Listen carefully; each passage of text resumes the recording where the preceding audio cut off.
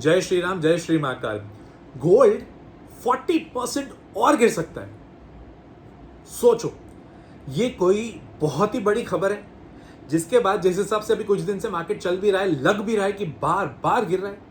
और क्या यहां से अगर 40% और गोल्ड गिर जाएगा तो क्रैश जैसा माहौल बन तो चुका ही होगा। ये मैं नहीं कह रहा हूं, ये कह रही है मिडिल ईस्ट की एक एजेंसी।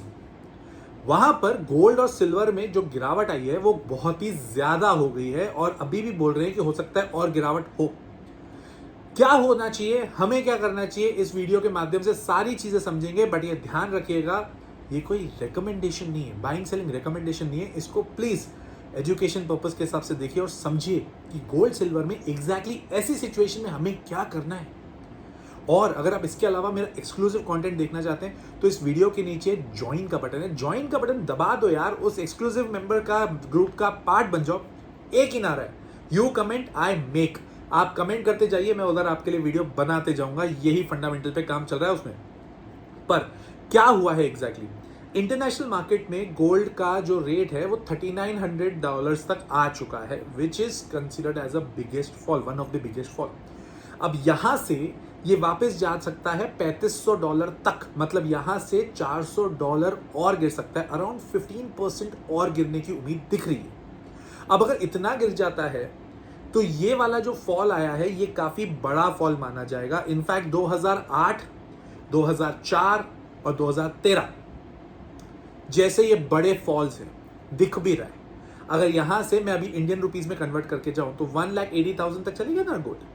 अभी करीब 140 के करीब करीब चल रहा है, 40,000, मतलब अप्रोक्सीमेटली 25 to 30% करीब करीब गिरा है।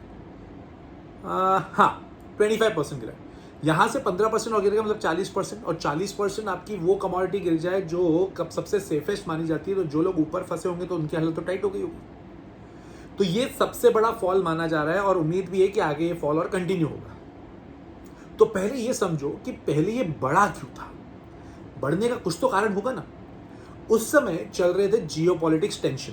ये चालू हुआ है यूक्रेन रशिया से। कोविड के बाद सीधा यूक्रेन रशिया का जो वॉर चालू हुआ, तब से जितने वॉर चालू हुए हैं, वॉर होते जा रहे हैं ना। और भाई साहब, जब से ट्रम्प साहब आया तब से तो भाई अब वो चलते जा रहे, तो हुआ ये जियोपॉलिटिक्स टेंशन बढ़ते जा रहे हैं। हमें देखने के लिए पता है कौन कौन से दिखते हैं। यूएस, यूक्रेन रशिया दिखता है। यूक्रेन रशिया के बाद में आपको एक और दिखता होगा, वो था ईरान यूएस। ईरान इजराइल चालू हुआ था। अब ये वॉर चालू है, आपको ये नहीं दिख रहा है ताइवान में भी प्रॉब्लम चल रही है। ताइवान में मतलब वहां पे घेराबंदी हो रही है, कभी चाइना उसको घेर रहा है, कभी यूएस उसको हेल्प कर रहा है, पता नहीं वहां पे क्या क्या चल रहा है। थाईलैंड में भी चल रही है। अफ्रीका में बहुत सारी कंट्रीज एक दूसरे से लड़ती रहती है। साउथ अमेरिका में जब से वेनेजुएला वाला हुआ है, ऑटोमेटिकली वहां पे भी अनरेस्ट क्रिएट हो गया। तो वर्ल्ड में हर जगह अनरेस्ट क्रिएटेड था और 2025 में तो बहुत ज्यादा था। तो जब अनरेस्ट होता है मार्केट में तो लोग सोचते हैं कहां इक्विटीज खरीदें, उनका प्रॉफिट होगा या नहीं होगा। गोल्ड तो सबको चाहिए, गोल्ड खरीदो। सिल्वर खरीदने का कारण सबका क्या था? बहुत सिंपल सा था कि सिल्वर खरीदने का मेन पर्पस ये है कि अब तो इंडस्ट्रियल पर्पस हो गया भाई सिल्वर का, कि अब सोलर, एआई, रिन्यूएबल एनर्जी सब जगह सिल्वर यूज हो रही है, तो वहां पे सिल्वर में पैसे डाल दो। ये सारी चीजें, इतनी सारी चीजें चल रही थी मार्केट में, ऑटोमेटिकली भाव बढ़ने थे। एक और कारण बहुत इंपॉर्टेंट था, वो था सेंट्रल बैंक की बाइंग। आपने ये सुना होगा, चाइना की सेंट्रल बैंक खरीद रही है, अमेरिकन सेंट्रल बैंक खरीद रही है, आरबीआई खरीद रही है, यूरोपियन का सेंट्रल बैंक खरीद रही है। सब कोई, हर कोई गोल्ड खरीदने के उस पर था कि अगर वर्ल्ड में जियोपॉलिटिक्स बढ़ गया, जियोपॉलिटिक्स टेंशन बढ़ गए तो हमें सेफ हेवन चाहिए। उसके बाद आप लोगों ने यह भी सुना होगा कि डी डॉलराइजेशन का कॉन्सेप्ट चालू हो गया था। मतलब अभी भी मार्केट में अगर आप देखोगे, वर्ल्ड में अभी भी डॉलर को इतनी तवज्जो, इंडिया की बात छोड़ दो, इंडिया तो भी 100 पे पहुंच जाता भाई डॉलर का रेट। बट वर्ल्ड में एक फंडा चल रहा था डी डॉलराइजेशन करने का, और उसी के चक्कर में जो पेट्रो डॉलर का फंडा था वो ईरान ने कम हटाने की कोशिश करी, ईरान पे अटैक कर दिया गया। तो जो डी डॉलराइजेशन अगर होता है तो इससे भी to a certain extent gold के लिए बेटर ऑप्शन बनता, बट अब वो कॉन्सेप्ट भी होते हुए नहीं दिख रहा। तो अब सब चीजें गिर रही हैं। ये कारण थे सब चीजें बढ़ने के, जो अभी तक मैंने आपको बताया। सेंट्रल बैंक खरीद रही है, जियोपॉलिटिक्स टेंशन है, उसके बाद डॉलर की प्राइसिंग का इशू है, सब जगह। फिर आ जाती है इसको कंट्रोल करने के लिए सेंट्रल बैंक्स की मॉनेटरी पॉलिसी। अब ये जो मॉनेटरी पॉलिसी है, अभी तक आपको समझ में आया होगा गोल्ड सिल्वर, गोल्ड के प्राइसेस तक क्यों बढ़े। अब आपको समझ में आएगा कि क्या कंट्रोल करने कौन आया। मॉनेटरी पॉलिसी सेंट्रल बैंक्स लेके आई। अब ये मॉनेटरी पॉलिसीज में पहले तो ये गेम था कि भाई सिल्वर इंडियन रुपीज में बात करो 4,20,000 हो गई है भाई। आप सोचो, एक नॉर्मल बंदे के हिसाब से सोचो, अगर आप बिजनेस कर रहे हो और आपके प्रोडक्ट में चांदी का यूज हो रहा है, पहले एक जमाने में 1-1.5 साल पहले वो 60-70 हजार रुपए के बीच की चीज थी, एकदम से 4.5 4.25 लाख की हो जाए, आप उसका रिप्लेसमेंट नहीं ढूंढोगे क्या? Think about it as an industrialist. तो लोगों ने भी ढूंढा, अब वो ढूंढेंगे तो ऑटोमेटिकली कुछ ना कुछ तो डिमांड कम होगी। अब वो डिमांड कम होने का रीजन, आप सोने के आप फिर भी गहने पहनोगे, चांदी के पहनोगे क्या? चांदी का नेकलेस पहनोगे नहीं ना, गोल्ड का नेकलेस पहनोगे ना। तो गोल्ड तो फिर भी लग्जरी आइटम है, इसलिए उसको अलग ही कंसिडर किया जा सकता है। चांदी को कैसे करोगे? चांदी को इंडस्ट्रियल प्रोडक्ट के हिसाब से देख लिया। अब वो चीज में कहीं ना कहीं डिमांड का इफेक्ट आएगा ना यार। फिर सेंट्रल बैंक ने जो अपनी मॉनेटरी पॉलिसीज करी, उसमें भी इस तरह से मॉनेटरी पॉलिसी लगी थी ताकि गोल्ड और सिल्वर के प्राइसेस थोड़े कंट्रोल हो। और वो कैसे कंट्रोल करेंगे? वो इन्फ्लेशन से करेंगे, टेंशन कम करने करेंगे, लिक्विडिटी बढ़ा के करेंगे। All these things they have to focus on. फिर आता है करेंसी का मूवमेंट। वर्ल्ड वाइड में डी डॉलराइजेशन के चक्कर में डॉलर वीक हुआ, इंडिया में डॉलर 100 के टच हुआ। तो जितना आपको वर्ल्ड में जिस भाव पे गोल्ड मिल रहा है, इंडिया में तो उससे कम का ही, उससे ज्यादा का ही मिलेगा ना, क्योंकि डॉलर का रेट बढ़ गया। ये सारी चीजें होने के बाद में एक जगह पीक जैसे ही पकड़ा, तो वहां पर कंट्रोल करने के लिए कुछ ना कुछ तो होगा। अब उसमें एक बहुत बड़ा रीजन था कि गोल्ड, जब इन्फ्लेशन का हेज होता है ना, तो गोल्ड अट्रैक्टिव नहीं लगता। कहने का मतलब, अगर इन्फ्लेट हो चुकी है बहुत सारी प्राइसेस, आप बार बार गोल्ड नहीं खरीदोगे।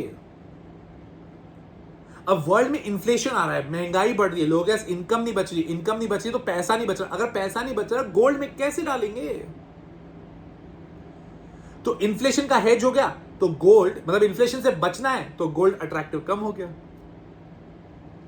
ये वाली चीज अगर आपको समझ में आया ना, तो इसको बहुत डिटेल में जाके आप अपने लेवल पर समझ सकते हो कि हमें गोल्ड में कब इन्वेस्ट करना है, कब इन्वेस्ट नहीं करना। And that is very important. यहां पर आपको एक चीज समझनी पड़ेगी कि अब फेडरल रिजर्व का, जो अमेरिका की आरबीआई है, उसका क्या रोल है। बहुत सिंपल सी बात है, कमोडिटी है तो कमोडिटी जब तक डिमांड में नहीं आएगी तब तक उसके प्राइस नहीं बढ़ेंगे। ये बहुत नॉर्मल लॉजिक है, इसमें कोई बहुत ज्यादा डिटेल में जाने की जरूरत नहीं। जिसकी डिमांड बढ़ेगी उसकी प्राइस बढ़ेगी। अब as an investor what I want, I just want that my return should be higher. I just want कि मैंने जो पैसा लगाया वो उसका मेरे को ज्यादा पैसा मिले, मतलब रिटर्न अच्छे मिले, और कुछ तो नहीं चाहता मैं। अब मैं कौन से एसेट क्लास में पैसा डालूंगा वो मेरे हाथ में है।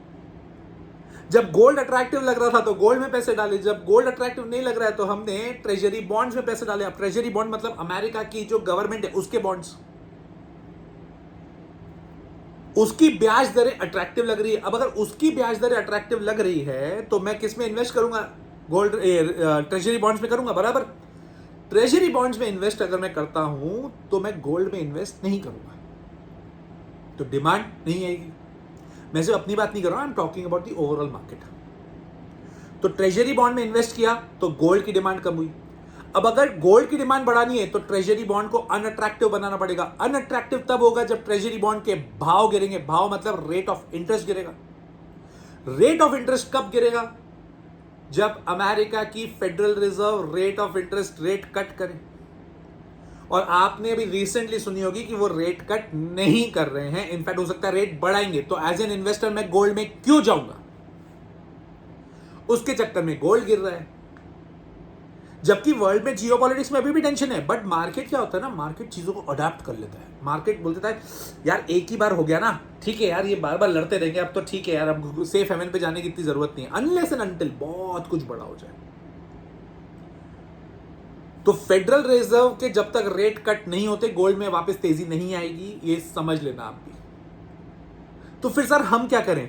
देखो एफआईआईज अगर होते आप, तो अभी आप साउथ कोरिया या जापान के इन्वेस्टर होते। क्यों? क्योंकि वहां पे सेमीकंडक्टर और एआई का बहुत ही स्ट्रांग रुझान है, तो वहां पे वो इन्वेस्टेड है। अब इंडिया से निकल के वहीं जा रहे हैं जिस हिसाब से रिपोर्ट्स आई है। बट सर हम तो रिटेल इन्वेस्टर है, हम तो इंडिया के इन्वेस्टर है, हम क्या करें? कुछ नहीं करने का।